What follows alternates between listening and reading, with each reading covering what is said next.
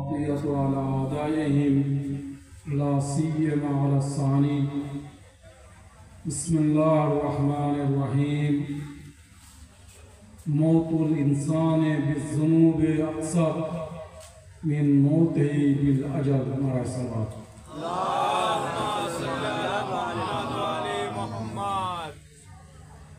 আমি যে হাদিসটি আপনাদের সামনে পাঠ করেছি, ইমাম মুহাম্মদ তাকি আলাইহিস সালাম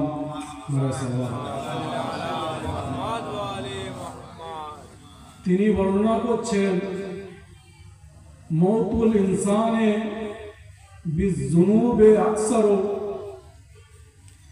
মিন মৌতিহি বিল আজাল, যে প্রত্যেক মানুষ যে দুনিয়া থেকে মৃত্যুবরণ করেন গুনাহের কারণে, বেশিরভাগ মানুষের মৃত্যু হয়। ওই মৃত্যুর থেকে যে মৃত্যু আল্লাহ তাআলা মানুষের জন্য নির্ধারণ করে রেখে দিয়েছেন, অর্থাৎ যখন আল্লাহ তাআলা কোনো মানুষকে দুনিয়ায় পাঠান, তার মৃত্যু একদিন নির্ধারণ করে রাখেন। ইমাম মুহাম্মদ তাকি আলাইহিস সালাম বলছেন যে ওই মানুষ যে দুনিয়ায় এসেছে এবং আল্লাহ তাআলা তার মৃত্যুকে নির্ধারণ করে রেখে দিয়েছে, সে নির্ধারিত মৃত্যু সেই মানুষের কম হয় ওই তুলনায় যে তুলনায় মানুষের মৃত্যু গুনাহের কারণে হয়।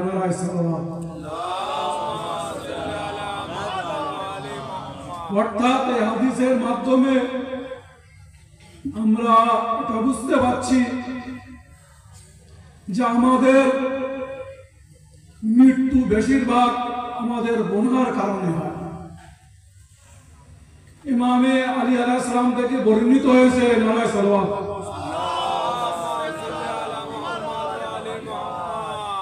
ইমাম আলী আলাইহিস সালামের কাছে কিছু ব্যক্তি গিয়ে জিজ্ঞাসা করছেন, হে মাওলা, মৃত্যু কি জিনিস এবং মৃত্যুর পরে কি হবে? আমরা মৃত্যুর পরে জান্নাতে যাব না জাহান্নামে যাব আমরা কিছুই বুঝতেই পারছি না, আপনি এর বিবরণ দিয়ে দেন। ইমামে আলী আলাইহিস সালাম বলছেন যে মৃত্যু হলো তিন প্রকার। মৃত্যু, যখন কোন মানুষের মৃত্যু হবে, হয় সে সর্বদা নিয়ামতের মধ্যে থাকবে, বা হয়তো কেউ সর্বদা জাহান্নামে যাবে এবং এক শ্রেণী সে মৃত্যুর পর ভয়ের অবস্থায় থাকবে। এবার ইমামে আলী আলাইহিস সালাম নিজে এই তিনটি মৃত্যুর ব্যাখ্যা দিচ্ছেন। প্রথমে ইমামে আলী আলাইহিস সালাম বলছেন যে ওই মানুষেরা সর্বদা নিয়ামতের মধ্যে থাকবে যারা এই দুনিয়ায় আমাদেরকে ভালোবেসেছে, তারা সর্বদা নিয়ামতের মধ্যে থাকবেন এবং আল্লাহ তাআলা তাদেরকে জান্নাত দান করবেন। দ্বিতীয় শ্রেণী হলো ওই মানুষেরা যারা এই দুনিয়ায় আমাদের থেকে শত্রুতা করেছেন এবং আমাদের চাহিদাওয়ালাদের থেকে শত্রুতা করেছে, আল্লাহ তাআলা তাদেরকে জাহান্নামে নিক্ষেপ করবেন এবং সর্বদা তারা জাহান্নামে থাকবে। এবার ইমাম আলী আলাইহিস সালাম তৃতীয় শ্রেণীর মানুষের কথা বলছে যে ওই শ্রেণীর মানুষেরা কিছু সময় দুঃখিত থাকবে, কিছু সময় আনন্দিত থাকবে। ইমামে আলী আলাইহিস সালাম বলছেন এই সমস্ত মানুষেরা 300 বছর আল্লাহ তাআলা এদের উপরে আযাব অবতীর্ণ করবে এবং 300 বছর আযাবের মজা চাখার পরে আল্লাহ তাআলা এদেরকে জান্নাত দান করবে। নারায়ে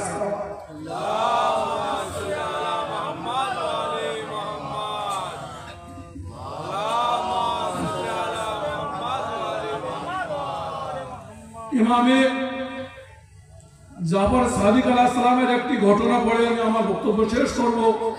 দেখেন, আমরা আল্লাহ তাআলা আমাদেরকে দুনিয়ায় পাঠিয়েছেন, আমরা সবাই জানি, আমরা নামাজ পড়ছি, আমরা রোজা রাখছি, আমরা হজ করছি, আমরা যাকাত আদা করছি, আমরা খুমুস বার করছি, আমরা যে নামাজ পড়ছি, কিন্তু কোন মানুষ এটা কিন্তু গ্যারান্টি দিয়ে বলতে পারবে না যে আমার নামাজ আল্লাহর দরবারে কবুল হচ্ছে।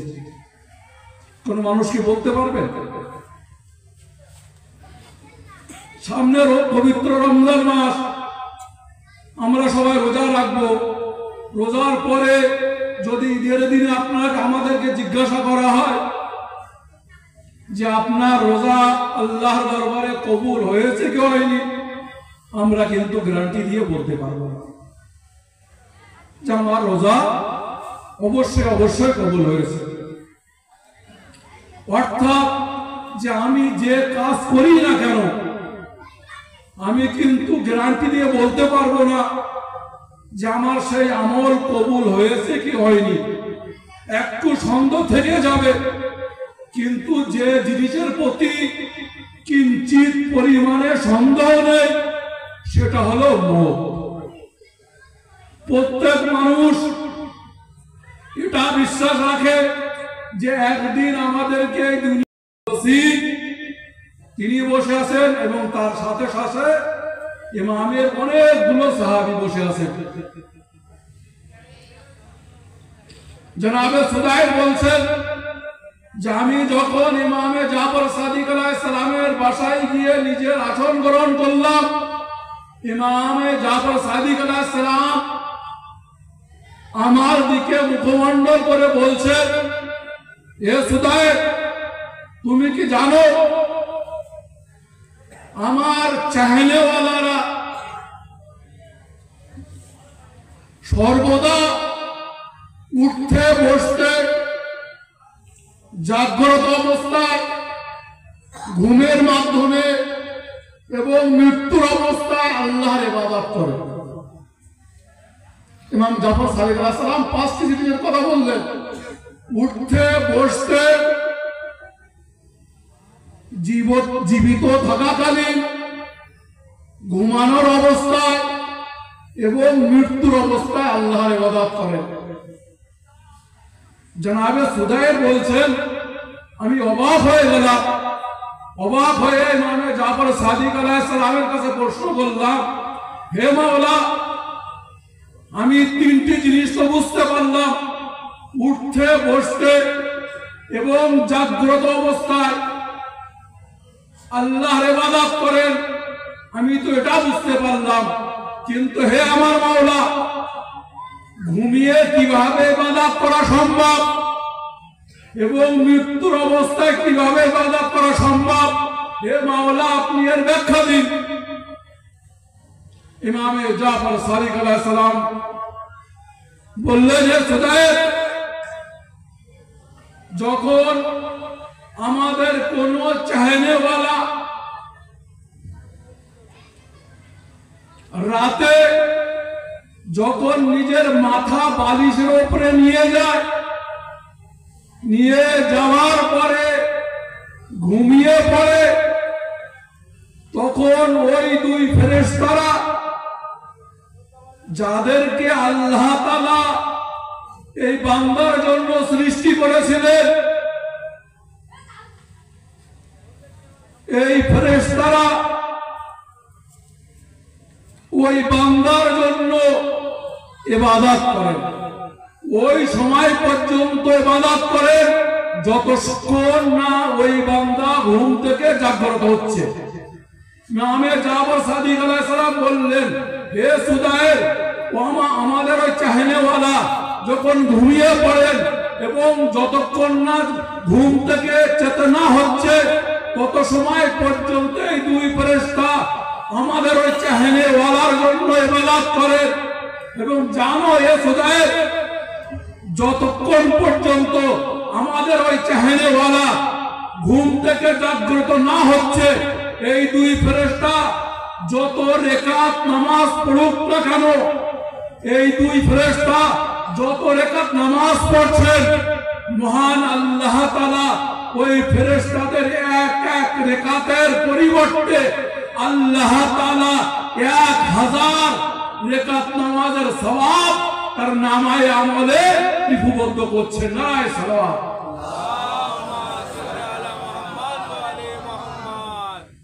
তারপরে ইমামে জাফর সাদিক আলাইহিস সালাম বললেন, হে সুদায়ের, শুনে রাখো, যখন আমাদের এই চাহনেওয়ালার মৃত্যু হয়, তখন ওই দুই ফেরেশতারা আসমানে গিয়ে আল্লাহর কাছে বলে, হে আল্লাহ, আপনার অমুক চাহনেওয়ালার মৃত্যু হয়েছে, অথচ আপনি খবর রাখেন। হে আল্লাহ, আমাদের কি অনুমতি আছে যে আমরা আসমানের উপরে এবং জমিনে তার হয়ে ইবাদত করি? তখন আল্লাহর ওহী নাজিল হয়, হে আসমানবাসীরা, এই আসমানবাসীর মধ্যে এমন কি কেউ আছে যে ওই পরিমাণে ইবাদত করবে যে পরিমাণে আমি হক রাখি? তখন আসমান থেকে কোনো আওয়াজ আসে না। তারপরে আল্লাহ তাআলা এই জমিনবাসীদের উদ্দেশ্যে বলে, হে জমিনবাসীরা, আমি যে হক রাখি তোমরা সেই পরিমাণে কি আমার ইবাদত করতে পারো? অথচ তোমার ইবাদতের আমার কোনো প্রয়োজন নেই, তোমরা সর্বদা আমার মুখোপেক্ষী, কিন্তু আমি কখনোই তোমাদের মুখোপেক্ষী থাকবো না। তখন জমিন থেকেও কোনো আওয়াজ আসে না। ইমাম জাফর সাদিক আলাইহিস সালাম বলছেন, হে সুদায়ের, তখন আল্লাহ তাআলা ওই ফেরেশতাদের উদ্দেশ্যে বলে, হে ফেরেশতা, তোমরা জমিনে চলে যাও। জমিনে চলে যাওয়ার পরে যতক্ষণ পর্যন্ত আমার ওই বান্দার দ্বিতীয়বার কবরে জীবিত না করা হবে, ততক্ষণ পর্যন্ত আমার ইবাদত করো। ইমামে জাফর সাদিক আলাইহিস সালাম বলছেন, ব্যক্তির কবরে গিয়ে আল্লাহর ইবাদত করবে এবং কিয়ামতের দিনে যখন আল্লাহ তাআলা ওই ব্যক্তিকে কবরের মধ্যে জীবিত করবে, তার আগ পর্যন্ত ওই দুই ফেরেশতা আল্লাহ তাআলার ইবাদত করবেন এবং আল্লাহ তাআলা ওই ব্যক্তি যেদিন থেকে মারা গিয়েছিল এবং কিয়ামতের আগ পর্যন্ত যত নামাজ পড়বে, আল্লাহ তাআলা ওই ফেরেশতার এক এক নামাজের সওয়াব 1000 রাকাতের সমপরিমাণ দিবে। নারায়ে সালাওয়াত। তারপরে ওই ফেরেশতারা আল্লাহর কাছে প্রশ্ন করবেন, হে আল্লাহ তাআলা, আপনি ওই জমিনে কাকে ভালোবাসেন?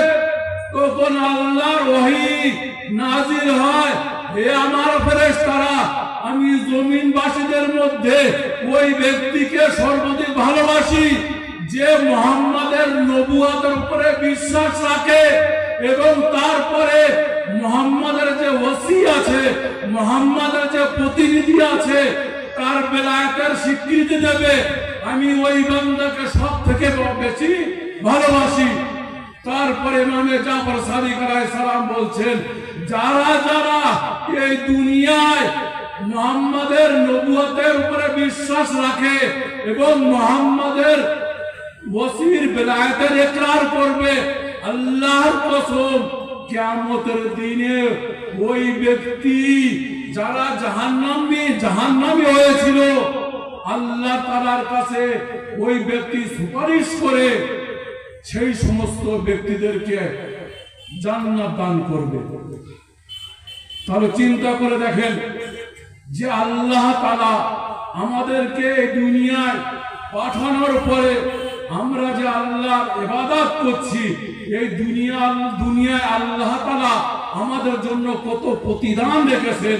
এবং শুধু এই দুনিয়ায় নয়, বরং মৃত্যুর পরে কিয়ামতের আগ পর্যন্ত দুই ফেরেশতারা আমাদের কবরে গিয়ে কিয়ামত পর্যন্ত ইবাদত করবেন এবং সেই ইবাদতের সওয়াব আমরা স্বয়ং পাবো।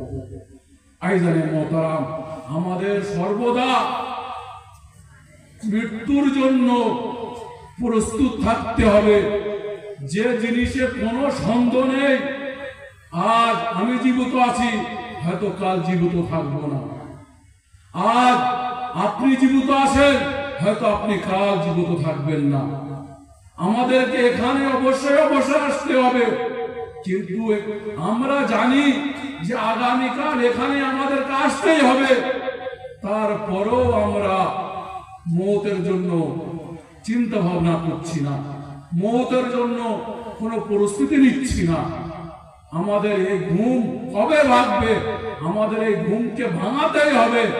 আজ যদি আমরা নিজেদের এই ঘুম থেকে জাগ্রত না হয়, তাহলে কালকে আমরা কিন্তু এমন ক্ষতির সম্মুখীন হব যে ক্ষতির প্রায়শ্চিত্ত দেওয়ার আমাদের আর কোনো ক্ষমতা থাকবে না। নারায়ে সালাওয়াত। আখিরু দাওয়ানা আলহামদুলিল্লাহি রাব্বিল আলামিন।